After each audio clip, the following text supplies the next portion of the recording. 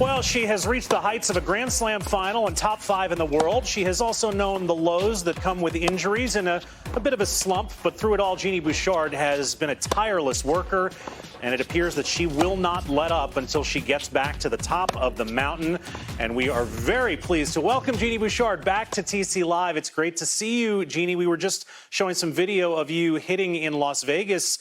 I believe that was this week. Tell us how that came to pass and sort of what a typical day has been like for you during this this crazy time.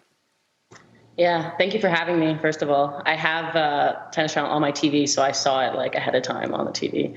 Awesome. It's been tough, but you know, things are slowly reopening here. The public courts have been open since May 1st, so kind of getting back to a bit of a normal routine. Genie, what do you miss most about tennis? I think the toughest part is, well, feeling like I don't have a job is tough. I feel like not having a plan. I like someone who schedules things and plans things. So to kind of feel like I'm in this empty void is tough mentally, you know? It really is, because tennis players are used to having that kind of line, that deadline of when they're going to go back. Of course, none of us know when we're going to restart, but your ranking has dropped just a bit. So what is your plan of attack schedule-wise when it does start up again? Exactly, yeah, we're so not used to this, so much free time, I guess.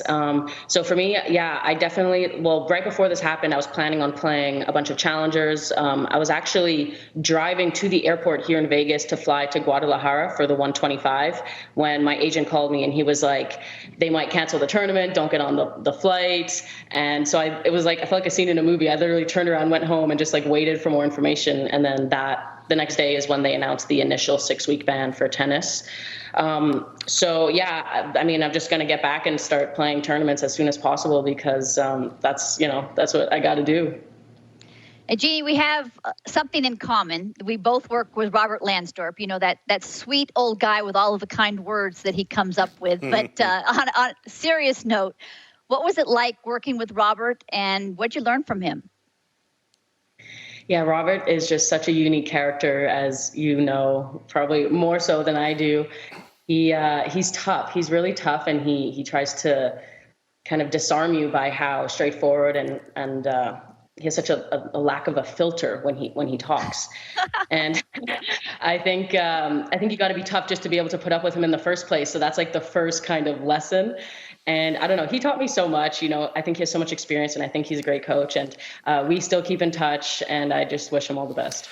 We're joined by former Wimbledon finalist Genie Bouchard on the show today. And since you have Tennis Channel on all the time at your place, you know that we've been doing this hothead countdown today. And it occurred to me that Canadians are world-renowned for not being hotheads, for being, on the contrary, kind of the nicest and friendliest people on the planet. But do you have anywhere down in your soul like an ounce of hot-headedness in you, Genie?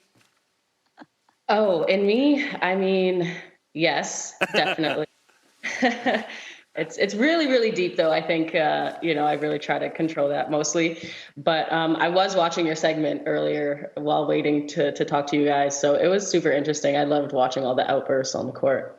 Yeah, it's like watching a train wreck. I mean, you can't take your eyes off of it. But Genie, we are really highlighting the 10 hotheads on the men's side. We haven't really talked about the women much. Is there a hothead on the women that you can point out for us? Well, there's obviously been instances with multiple players, but you know, we were talking before, and I remember a girl who I'm friends with, Yulia Punseva, we played juniors together. So I've known her since we were like 10, 11 years old. We played like, one year we played at the Eddie Herr and Orange Bowl against each other. So like 2 weeks almost back to back. And she was just like throwing her racket, like having a tantrum. Like we had roving umpires at the time, and they had to actually stay on our court because she was like so out of control. And I was getting point penalties like all the time. And I was just looking across the net like, yo, keep going. Like, this is fine. Like, I'll take it. And so I was like ahead of the game because I was smart. I was like, hey, I'll keep my cool and I'll like keep trying to get her mad. And I don't know, juniors, man, a whole other world. Yes, very difficult. Brett?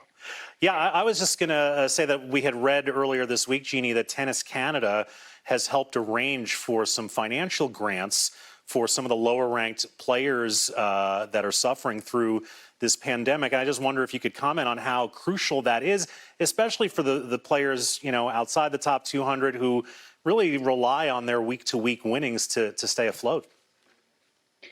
Yeah, I heard that news recently. I think that's great. It's coming from National Bank, which is a huge sponsor of tennis in Canada. And I was speaking to Carol Zhao, one of my good friends, and she's eligible for the grant. And I just think it'll help to keep tennis players playing tennis. You know, tennis has become more popular in Canada now, so it would suck to lose our momentum, and I think this can help. Well, tennis is more popular in Canada now, thanks in large part to you. Do stay safe, and we look forward to seeing you back on court really soon, Genie.